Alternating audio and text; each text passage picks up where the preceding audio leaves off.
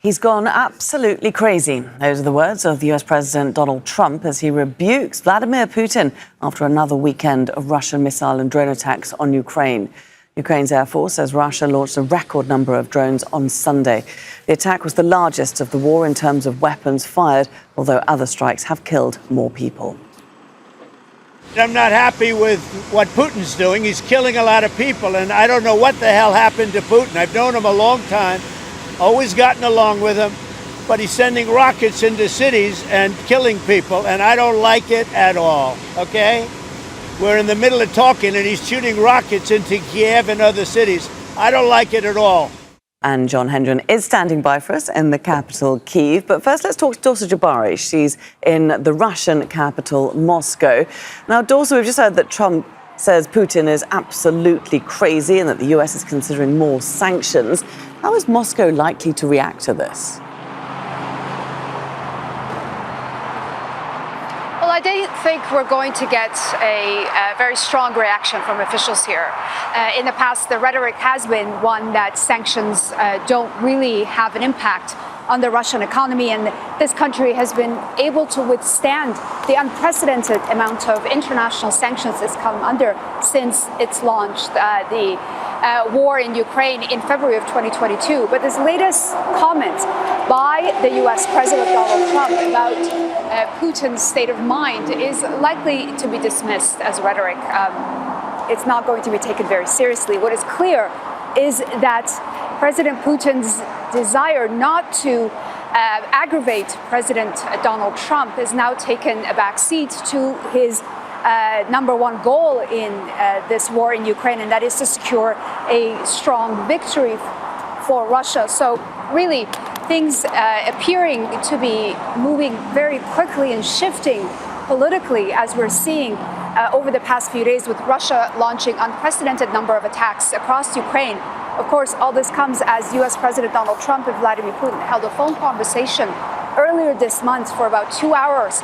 And during that conversation, Vladimir Putin said, following that call, that there was an understanding and that Russia will work on a memorandum to continue the discussions with Ukraine about a possible ceasefire. But clearly, the reality on the ground is providing evidence that things are moving in the opposite direction. And that is what is frustrating US President Donald Trump at the moment. OK, Dorsa, many thanks indeed. Let's now go to John, who's in the Ukrainian capital, Kyiv.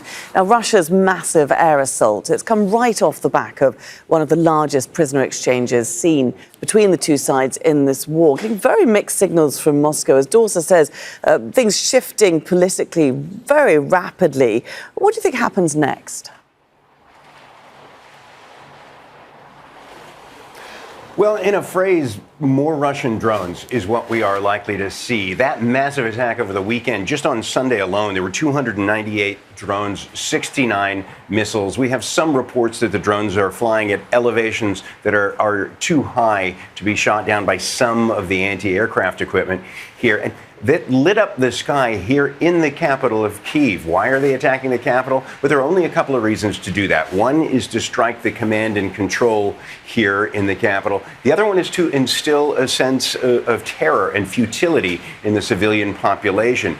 Kyiv, after all, is hours' drive from the Eastern Front or the Southern Front.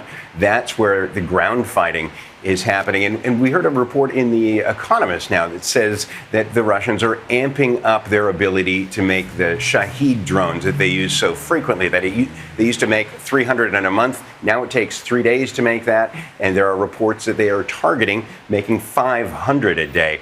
That happens as Ukraine's anti-aircraft capability is being depleted, all the munitions that they use to shoot those down. One of the reasons that Russia swarms an area with all of those projectiles is to try to break through and deplete the anti-aircraft. And it's working as Ukraine worries about getting resupplied from Europe and from the United States, and as it presses for sanctions, Russia is pressing harder with continued drone attacks. We saw 13 regions hit overnight, including Odessa, Kyiv, and Kharkiv. That happened as Ukraine also was reportedly launching a massive drone strike against Russia as well. That closed the airports there. But Putin is pressing forward with an aggressive, increasing air campaign, apparently because he thinks he's winning. OK, that's John Hendren joining us there with all the very latest from Kyiv. John, many thanks. Make sure to subscribe to our channel to get the latest news from Al Jazeera.